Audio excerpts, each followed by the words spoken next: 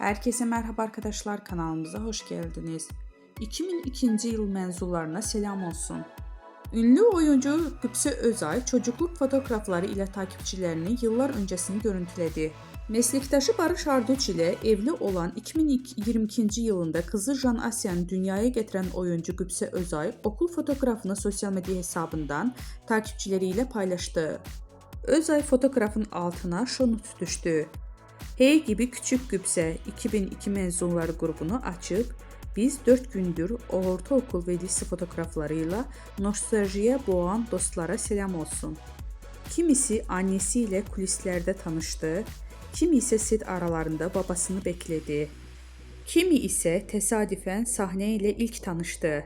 İşte dün tanınmayan, bugün ise ünlü olan isimler ve şaşırtan değişimleri.